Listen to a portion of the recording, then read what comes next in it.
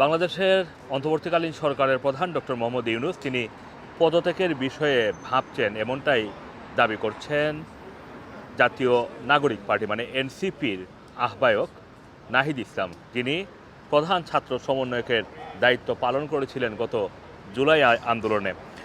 অন্তর্বর্তীকালীন সরকার প্রধান ডক্টর মোহাম্মদ ইউনূস পদত্যাগ করতে পারেন এমন খবর পেয়ে তার সাথে দেখাও করেছেন জাতীয় নাগরিক পার্টির আহ্বায়ক নাহিদ ইসলাম। বৃহস্পতিবার সন্ধ্যায় প্রধান উপদেষ্টার বাসভবন রাষ্ট্রীয় অতিথি ভবন যমুনায় গিয়ে তার সাথে সাক্ষাৎ করেন মিস্টার ইসলাম। এই সংবাদটি বিবিসি বাংলা তারা তাদের ওয়েব পোর্টালে ব্রেক করেছে এবং সেখানে নাহিদের কমেন্ট মানে নাহিদের কাছ থেকে বক্তব্য নিয়ে এই সংবাদটি প্রকাশ করা হয়েছে। এবং এটা মানে যেই কথাটি বলছিলাম যে পদত্যাগের বিষয়ে ভাবছেন ডক্টর মোহাম্মদ ইউনূস, সেটা বিবিসি বাংলাকে নিশ্চিত করেছেন মিস্টার নাহিদ। তিনি বলেন, দেশের চলমান পরিস্থিতি স্যারের তো পদত্যাগের একটা খবর পেয়ে আমরা আজ সকাল থেকেই শুনছি এবং এই বিষয় নিয়ে আলোচনা করতেই স্যারের সাথে দেখা করতে গিয়েছিলাম। এটা নাহিদ মানে বলছিলেন বিবিসি বাংলাকে। এবং প্রধান উপদেষ্টা দেশের চলমান পরিস্থিতিতে কাজ করতে পারবেন না এমন আশঙ্কা প্রকাশ করেছেন বলে জানিয়েছেন মিস্টার নাহিদ ইসলাম। বিবিসি বাংলাকে তিনি জানান যে স্যার বলেছেন, আমি যদি কাজ করতে না পারি, যে জায়গা থেকে তোমরা আমাকে এনেছিলে একটা গণ অভ্যুত্থানের পর দেশের পরিবর্তন সংস্কার, কিন্তু সেই পরিস্থিতি যেভাবে আন্দোলন বা যেভাবে তাকে জিম্মি করা হচ্ছে এই কথাটা তিনি বলছিলেন। এবং তিনি এটাও বলছেন যে আমি তো এভাবে কাজ করতে পারবো না, রাজনৈতিক দলগুলো তোমরা সবাই একটা জায়গায় কমন জায়গায় না পৌঁছাতে পারো। প্রধান উপদেষ্টাকে পদত্যাগের মতো সিদ্ধান্ত না নিতে আহ্বান জানিয়েছেন জুলাইয়ের গণ অভ্যুত্থানের পর নতুন গঠিত রাজনৈতিক দলের নেতা মিস্টার নাহিদ ইসলাম। মিস্টার ইসলাম প্রধান উপদেষ্টাকে বলেছেন যে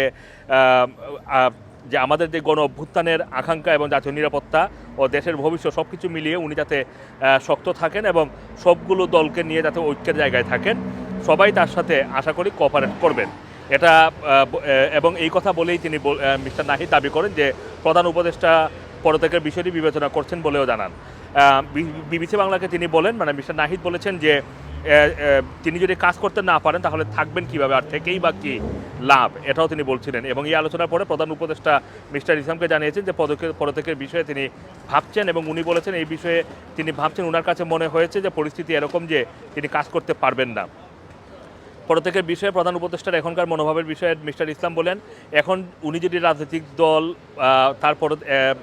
তার পদত্যাগ চায়, মানে প্রধান উপদেষ্টা ডক্টর মোহাম্মদ ইউনূসের পদত্যাগ চায়, সেই আস্থার জায়গা আশ্বাসের জায়গা না পাইলে উনি থাকবেন কেন? প্রসঙ্গত আজই অন্তর্বর্তীকালীন সরকারের দুজন উপদেষ্টা এবং জাতীয় নিরাপত্তা উপদেষ্টার পদত্যাগ বা অব্যাহতি চেয়েছে বিএনপি, বাংলাদেশের অন্যতম প্রধান রাজনৈতিক দল, যারা নির্বাচনের দাবিতে এই মুহূর্তে কথা বলছে মাঠে নামার জন্য।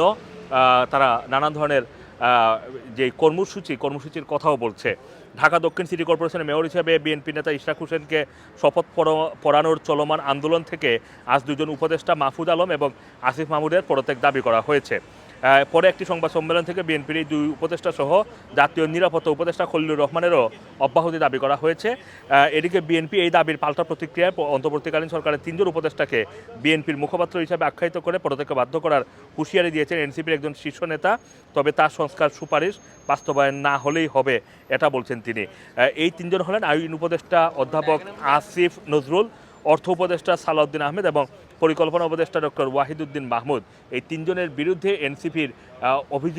এনসিপির একজন নেতা তিনি অভিযোগ করেছেন যে তারা বিএনপির মুখপাত্র হিসেবে কাজ করে যাচ্ছেন। এরই মধ্যে বৃহস্পতিবার তথ্য উপদেষ্টা মাহফুজ আলম এক ফেসবুক স্ট্যাটাসে পূর্বের যে কোনো বিভাজনমূলক বক্তব্য এবং শব্দচয়নের কারণে দুঃখ প্রকাশ করেছেন। Assam Rana TV, London.